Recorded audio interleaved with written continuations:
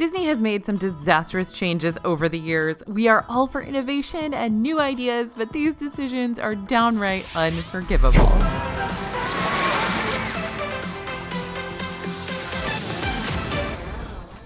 Hey everybody, it's AJ for Disney Food Blog. Disney World is always at the forefront of new technology and new experiences. That's why they're a leader in the theme park industry. But sometimes they mess with the wrong things. Over the years, Disney's taken away some serious fan favorite classics, and the park diehards can't let it go. These are the unforgivable Disney World changes. First up, taking away those Osborne lights. The Osborne family spectacle of dancing lights was an amazing holiday tradition at Disney World that ran from 1995 to 2016. Over 5 million lights danced to music all through the holiday season on the streets of America, which are now long gone over there in Disney's Hollywood Studios. This isn't the first place this holiday light show has gotten booted. The original owners were forced to part with the lights too. The Osborne family had a crazy light display in Arkansas. Yep, there really was an Osborne family, and they really put these lights up at their house. It started with a humble 1,000 lights in 1986, and by 1993 had grown into the massive 3 million light display many Disney World guests got the chance to see. Neighbors didn't love the light show quite as much as Disney guests did, and they filed a lawsuit in Arkansas to have the lights taken down. The Osborne family house was on one of the busiest roads in Little Rock, Arkansas, and the show became a serious traffic hazard during the holiday season. So the Osbornes responded by adding 3 million more lights. In 1995, the Supreme Court stepped in and shut down the display, which is when Disney stepped in to buy it. Originally, the show was part of the studio backlot tour on Residential Street in Disney's Hollywood Studios. This was demolished to make way for the Lights Motors Action Stunt Show in 2003. The show moved to Streets of America in 2004, where it received upgrades to allow the lights to dance via dimmer switches. It closed in 2016 along with the Streets of America to make way for Galaxy's Edge. Hollywood Studios does still decorate for the holidays, though it's nothing quite so bright. There are 2 nighttime projection shows, Jingle Bell Jingle Bam and Sunshine Season's Greetings, but there's nothing quite like the Osborne lights. So the lights have been returned to the Osborne family, but they are no longer on display. All right, the next unforgivable Disney World change, at least for us here at DFB, is getting rid of Sweet Spells in Hollywood Studios.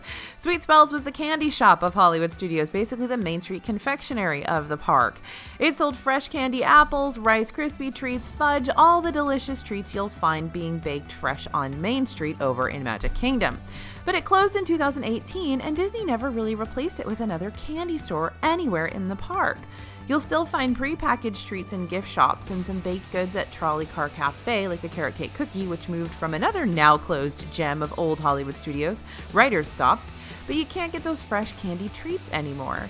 The Sweet Spells location has now become a Pixar merchandise shop. So no place to get candy apples, no place to get fudge, no place to get all of that stuff that you expect in a Disney park over there in Hollywood Studios right now. All right, the next unforgivable Disney World change, no more Main Street Electrical Parade. The Main Street Electrical Parade ran for 3 different periods of time, from its first run starting in 1972 to its final one from 2010 to 2016.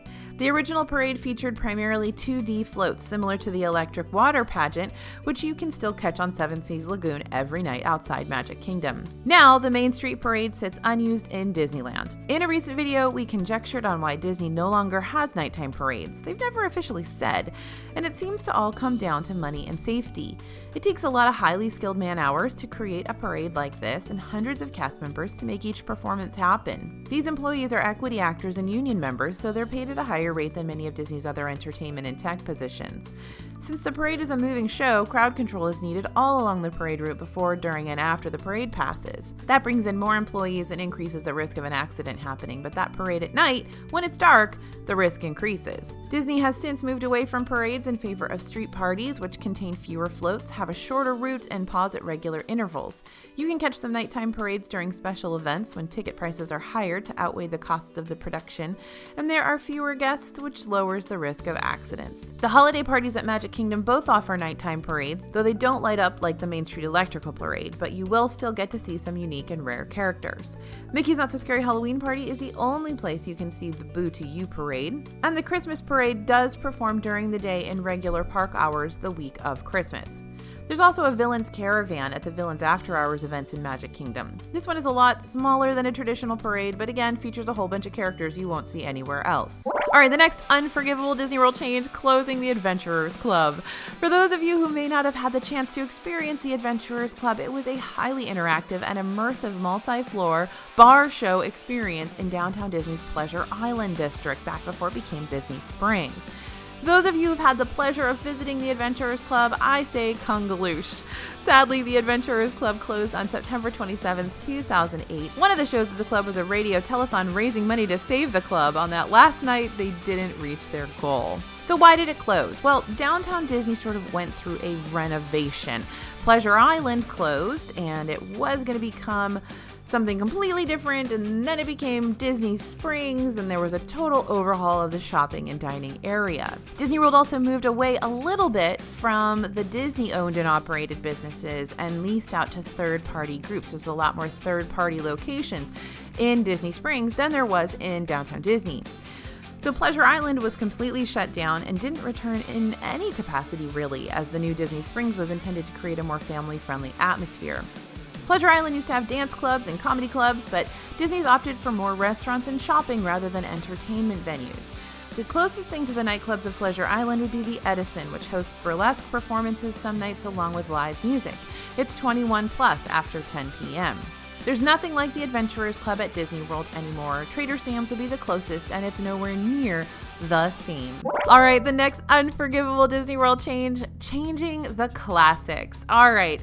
We know that you have to change rides. We know that you have to overhaul old rides into new rides. That's totally fine. But there are a couple of things that Disney changed that didn't get better. They actually got worse than the original. So that's kind of unforgivable. First up, Journey into Imagination.